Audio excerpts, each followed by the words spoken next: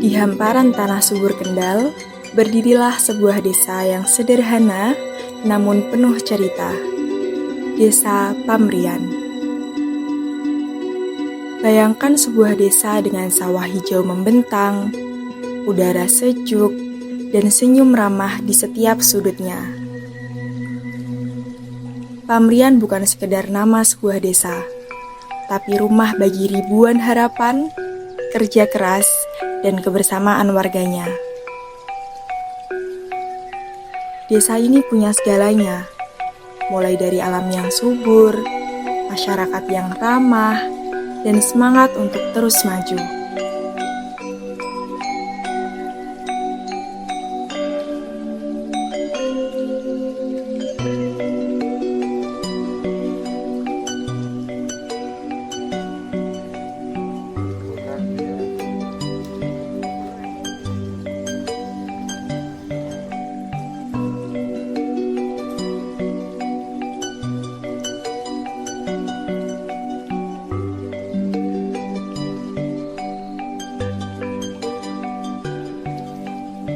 Dengan luas 87 hektar, Pamrian terbagi menjadi 3 dusun, Pamrian Kulon, Pamrian Kerajaan, dan Pamrian Kidul.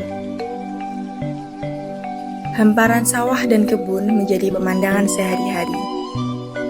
Sebagian besar warganya adalah petani yang menanam tembakau di musim kemarau, lalu beralih ke padi, jagung, dan bawang merah di musim hujan. Desa Pamrian adalah cerminan kemandirian yang lahir dari alam, kerja keras, dan kebersamaan. Sebuah desa yang terus tumbuh, maju, dan menjadi tempat yang nyaman untuk tinggal maupun berusaha. Desa Pamrian bukan hanya tempat tinggal, tetapi juga ruang hidup untuk menumbuhkan harapan, menyatukan kebersamaan, dan melahirkan karya. Dari alam yang subur hingga masyarakat yang penuh semangat, Pamrian terus menapaki jalan menuju desa yang mandiri, maju, dan membanggakan. Inilah Pamrian, desa yang akan selalu menyambut siapa saja dengan keindahan, keramahan, dan masa depan yang penuh cahaya. Assalamualaikum warahmatullahi wabarakatuh. Bismillah, alhamdulillah, la haula wa la quwata illa billah, ma ba'da. Terima kasih saya sampaikan ke kampus UIN Wali Songo Semarang. Yang kedua kalinya saya ucapkan terima kasih juga kepada Ibu Nadia sebagai dosen pembimbing lapangan mahasiswa KKN IAIN Wali Songo. Perkenalkan, nama saya Taufik Rizal, Kepala Desa Pamrian periode 2020-2028. Dalam hal ini saya akan menyampaikan sedikit berkaitan dengan profil Desa Pamrian, sejarah Desa Pamrian, potensi yang ada di Desa Pamrian, baik kelebihan serta kekurangannya. Sedikit berbicara tentang Pamrian. Pamrian terdiri dari 3 dusun. Dusun Pamrian Kulon, Dusun Pamrian Kerajaan, dan Dusun Pamrian Kidul, sekaligus juga menandakan 3 RW dan 15 RT. Untuk jumlah penduduk di Pamrian, melihat dari hak suaranya, hak pilihnya, kurang lebih di 1641 hak pilih. Dan di Desa Pamrian itu dilengkapi dengan sarana pendidikan, dari pendidikan usia dini kita punya PAUD Tunas Harapan, punya TK Tunas Harapan, jenjang yang lebih atasnya ada SDN Negeri Pamrian, dan untuk SMP ada MTS 08 Gemuk. SMA-nya kita punya 2, yang pertama itu ada MANO 05 Gemuk, yang kedua ada SMA Negeri 1 Gemuk. Terus di Desa Pamrian juga dilengkapi sarana pendidikan yang non formal. Kita punya 3 pondok pesantren.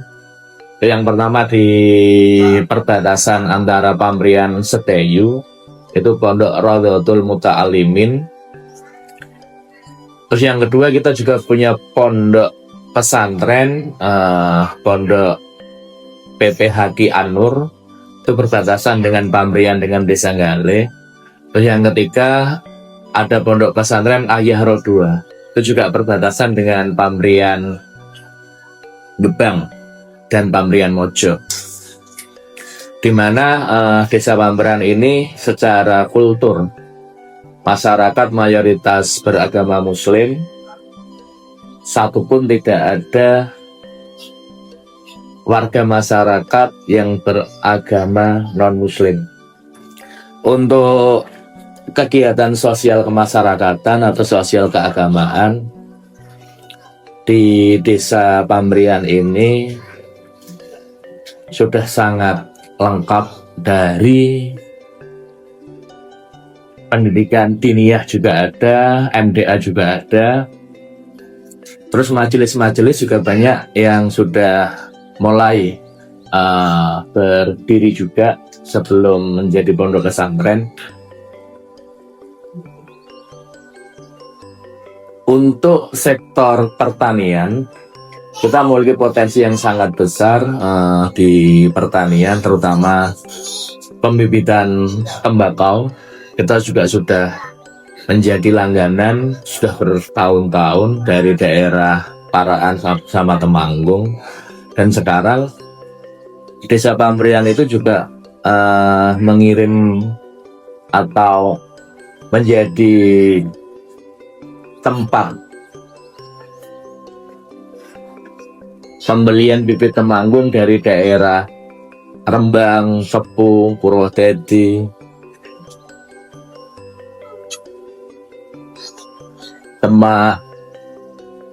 Itu untuk potensi pertanian. Selain tembakau, kita juga berpotensi untuk bawang merah. Selain itu juga punya jagung dan padi. Dari sektor pertanian. Dari sektor peternakan, kita juga sudah banyak sekali warga masyarakat yang memelihara sapi dan kambing. Untuk UMKM masyarakat Pambrian itu, kalau yang lama dulu itu banyak pengrajin emping benjo, terus kerot atau tepung, kalau bahasa Pambrian engkrek. Di samping itu pembuatan kerupuk, dari kerupuk bawang, kerupuk puli, gendar, itu juga banyak sekali. Terus nasi goreng tapi yang bukan dibumbui kecap, itu juga ada UMKM-nya. Makanan yang sangat renyah, intip. Terus kalau sektor kedelai juga ada beberapa rumah yang sudah bikin susu kedelai. Itu untuk sedikit kita berbicara berkaitan dengan perekonomian di masyarakat Pambrian. Di sektor kebudayaan, kita menggali lagi budaya-budaya Jawa yang sudah lama hilang. Salah satunya ditandai dengan lahirnya atau munculnya tombak Kiai Tunggul, di mana pada lahirnya tombak Kiai Tunggul, seluruh warga masyarakat Desa Pambrian mulai mengitari atau mengelilingi Desa Pambrian dengan harapan Pambrian menjadi desa yang penuh dengan kearifan lokal, yang penuh dengan kemaslahatan. Tentunya desa yang kemah lipah loh Jinawi dengan kemakmurannya. Terus untuk anak-anak remaja, tahun ini Pambrian juga sudah memiliki Singo Cipto Budoyo, itu kesenian Singo Barong. Di Marawis kita juga punya grup Rebana Isfak Lada, dan masih kita akan mengembangkan potensi-potensi pemuda-pemudi berkaitan dengan kesenian yang bakal tumbuh di tengah-tengah masyarakat Desa Pamrian. Berbicara tentang kekurangan Desa Pamrian ya,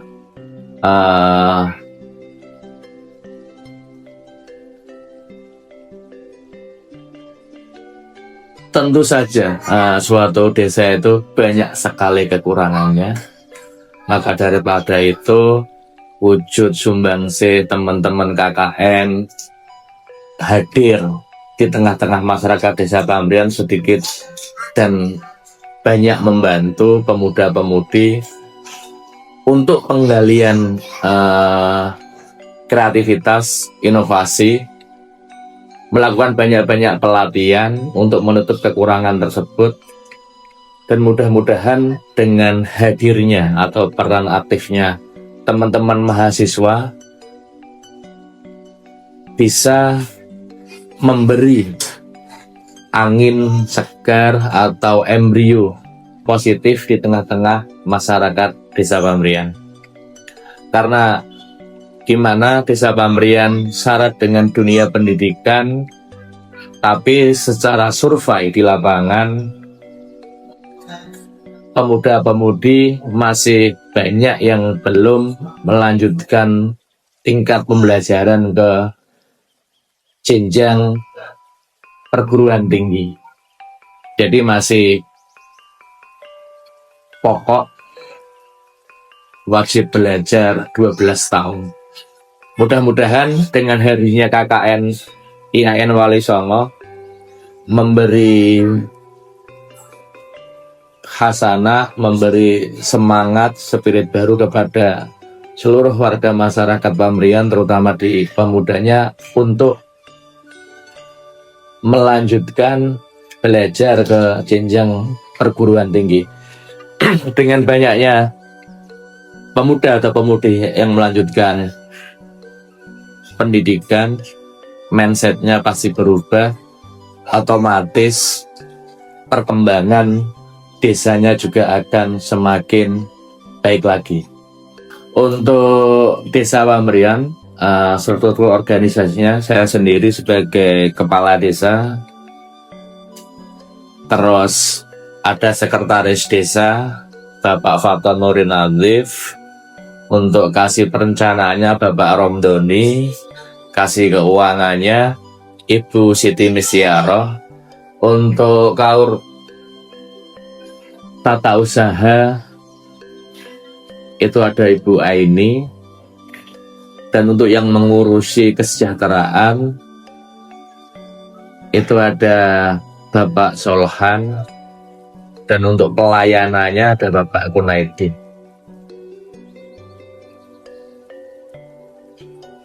Terus untuk lembaga-lembaga yang lain, kita ada Karang Taruna, ada LMD, ada BUMDes Tangkas. Enggak, kalau seluruh desa, kita juga ada PKK, tim penggerak PKK Desa Pamrian.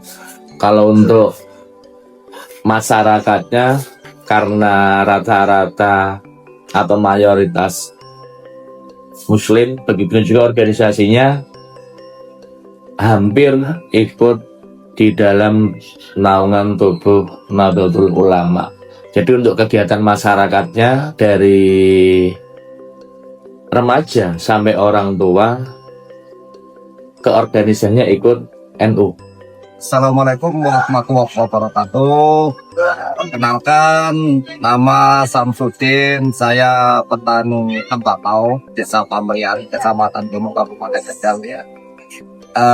Berikut akan kami jelaskan proses pengolahan tembakau pasca panen tembakau. Jadi kita untuk pemanenan itu tidak bisa serempak langsung diambil semuanya, tidak. Artinya daun itu diambil paling 4 atau 5 lembar bagian bawah yang sudah tua. Ciri-cirinya sudah kuning, Ya menguning itu artinya sudah tidak hijau. Itu 4-5 lembar daun yang paling bawah itu kita petik. Nanti setelah kita petik kita bawa pulang, kita sortir yang hijau. Itu nanti kita pilah, baru kita bahasanya peram atau imbu ya. Imbu 2 malam atau 3 malam. Setelah kok semuanya menguning, itu baru proses pengerajangan nantinya. Itu tembakau dirajang, tembakonya dirajang. Biasanya itu di malam hari atau sore hari. Nanti kalau sudah dirajang, ada proses ngawut biar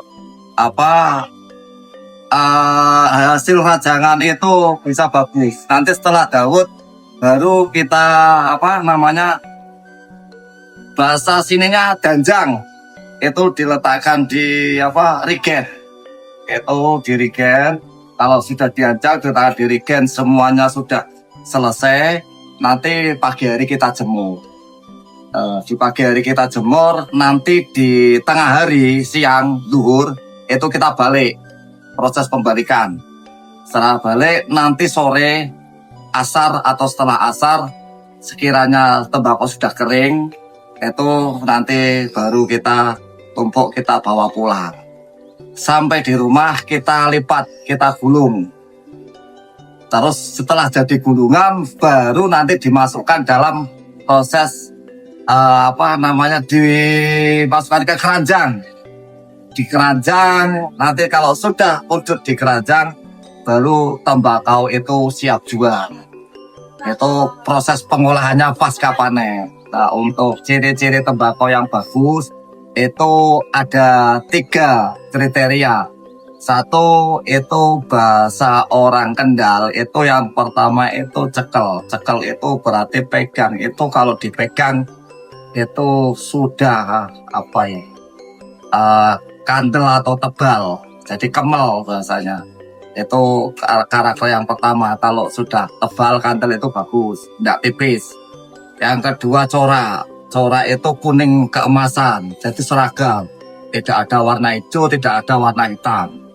Jadi kuning keemasan. Kalau bahasa Kendalnya kelir, corak atau kelir. Terus yang ketiga itu cumbi. Cumbi itu bau atau rasa. Jadi cumbi itu kalau yang baunya itu agak wangi, bahasanya tidak sengak, itu kualitasnya bagus. Itu cumbinya yang enak, itu yang agak wangi itu. Kalau ketiga-tiganya itu memenuhi kriteria, biasanya tembakau yang bagus. Nah, untuk harga menyesuaikan pasaran, hukum pasar tetap berjalan. Kalau produksinya melimpah ya mungkin kayak tahun ini kurang bagus. Kalau tahun ini paling kan 50, tahun kemarin nyampe 75. Karena produksi melimpah dan curah hujan terlalu banyak, kualitasnya jadi turun. Itu bicara soal kualitas. Mungkin itu sementara, jadi proses pasca panen pengolahannya sampai bisa dijual dan kualitas tembakau yang bagus. Dan saya cukup sekian. Terima kasih. Assalamualaikum warahmatullahi wabarakatuh. Melihatmu bersemi dan